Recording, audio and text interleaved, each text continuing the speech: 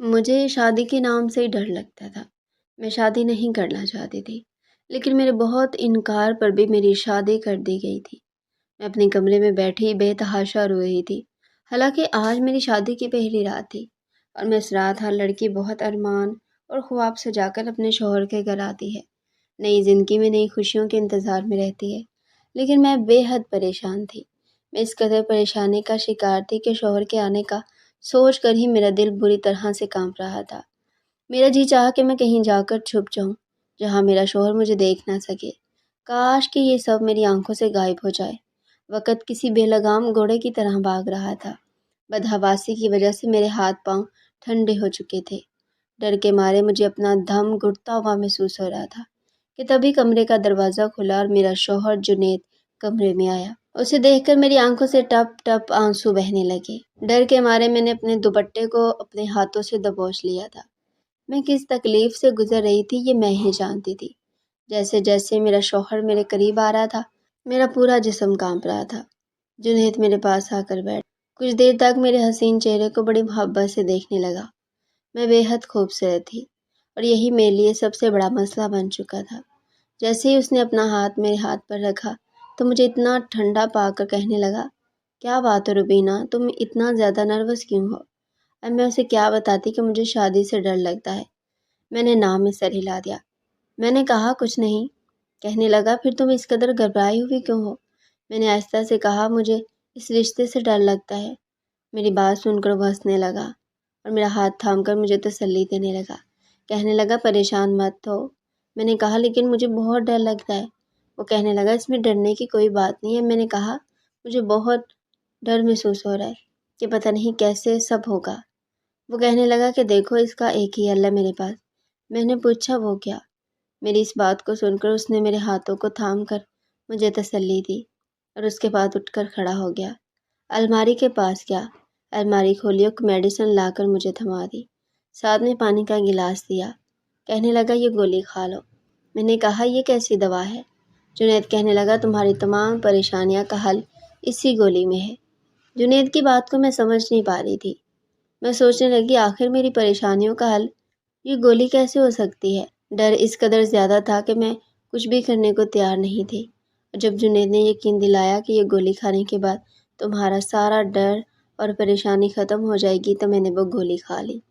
جنید میرے قریب آنے لگا۔ اس نے میرے دونوں ہاتھوں کو تھام کر اپنے ساتھ لگایا تھا، مجھ سے اپنی محبت کا اظہار کرنے لگا، لیکن میں یوں تھی جیسے میرے جسم میں کرنٹ پیدا ہو چکا تھا۔ آہستہ آہستہ جنید نے مجھے اپنی باہوں کے گھیرے میں بڑھ لیا تھا اور میں ڈر کے مارے اپنا آپ اسے چھڑوانے لگی تھی، لیکن پھر میں نے محسوس کیا کہ جیسے میری آنکھوں میں سکون اترنے لگا تھا۔ آہستہ آہستہ نیند کی آغوش میں جانے لگی ہوں۔ چاہ کر بھی میں خود کو چھڑا نہیں پا رہی تھی۔ کچھ ہی پل لگے تھے کہ میں گہری نیند میں جا چکی تھی۔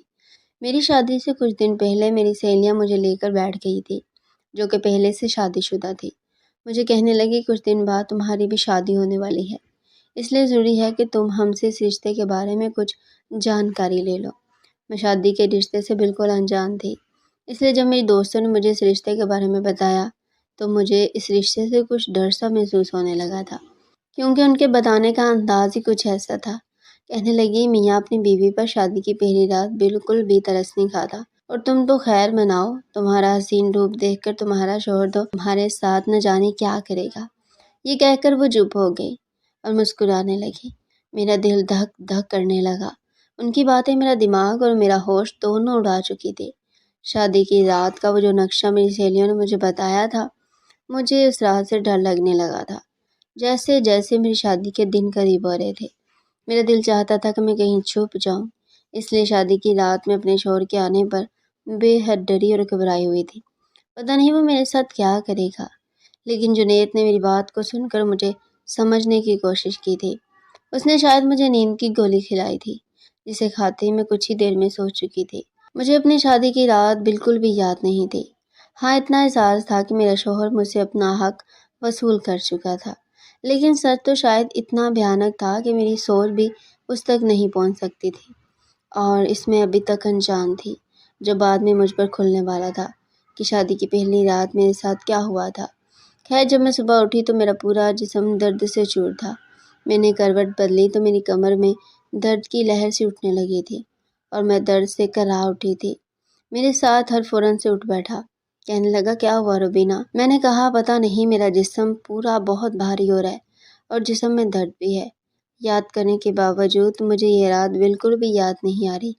سمجھ نہیں آ رہا کہ میں اپنے چکراتے سر کو پکڑوں یا پھر اپنی دکھتی کمر کو۔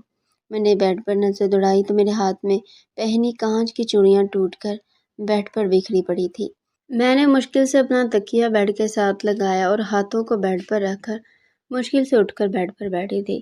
میرے بال کھلے ہوئے تھے اور میری بکھری حالت مجھے اس بات کا احساس دلا رہی تھی کہ میرے شوہر نے رات کو میرے ساتھ پیار محبت والا رویہ بالکل نہیں رکھا تھا۔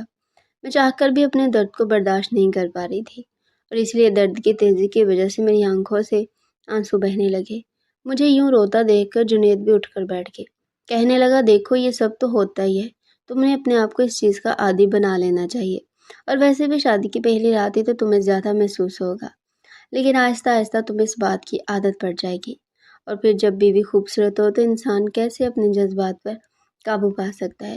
اور پھر تم رات کو بہت زیادہ ڈری ہوئی تھی۔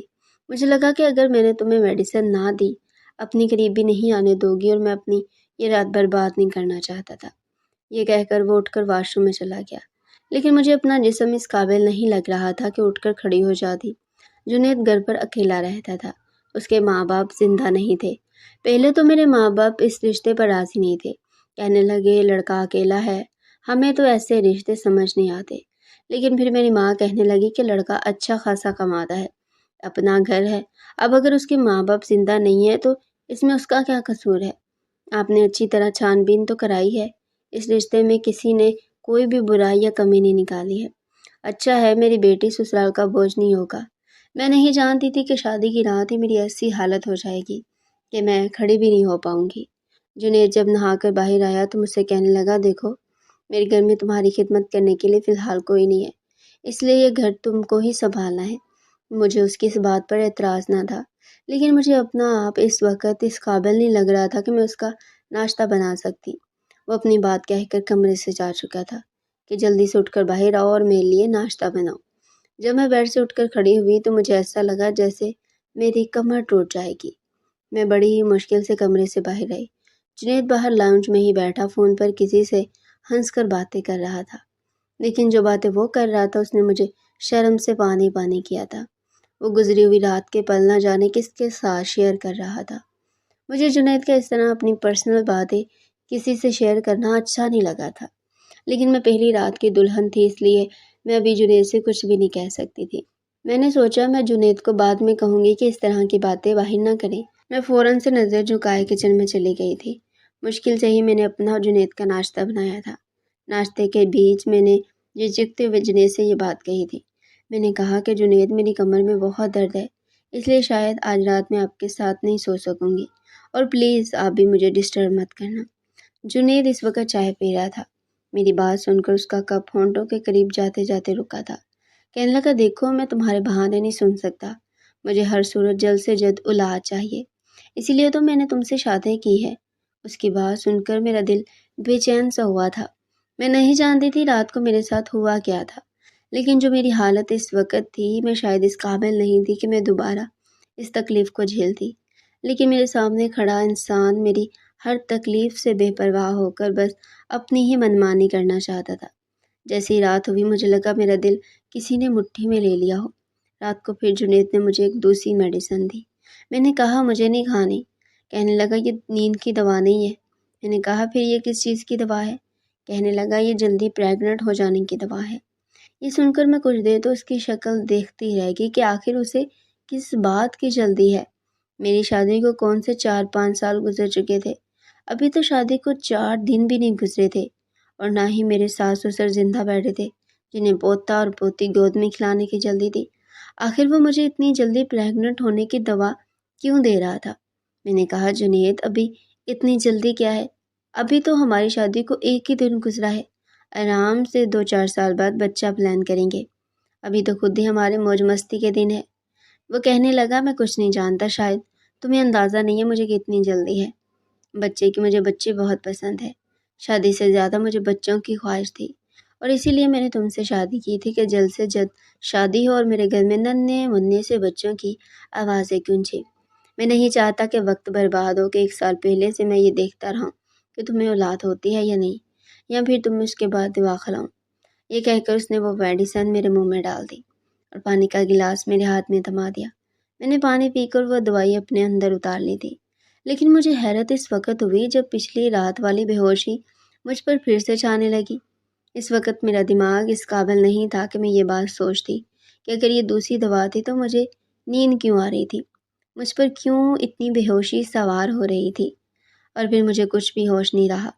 میں دوبارہ سے نیند کی گہری وادیوں میں اتر چکی تھی۔ بے ہوشی کے عالم میں مجھے اپنی سسکاریاں اپنے کانوں میں سنائی دے رہی تھی۔ مجھے بہت زیادہ تکلیف محسوس ہو رہی تھی۔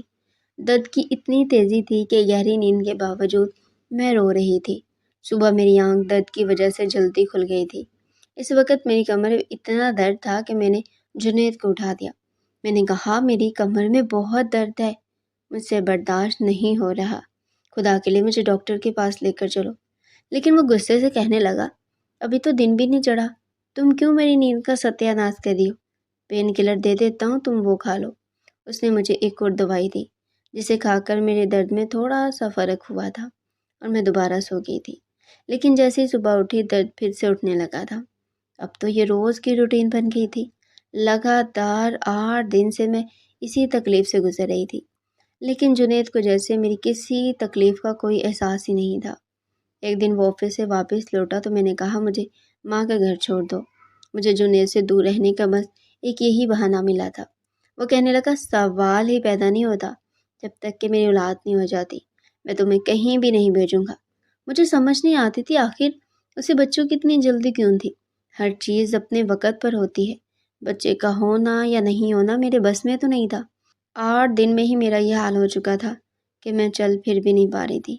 پین کلر کھا کر اب تو میرا معدہ بھی ڈسٹرب ہو چکا تھا۔ میں جنید سے ڈاکٹر کے پاس جانے کے لیے کہتی تو وہ اس بات پر بھی نہیں مانتا تھا، کہتا ڈاکٹر بھی تمہیں پین کلر ہی دے گا۔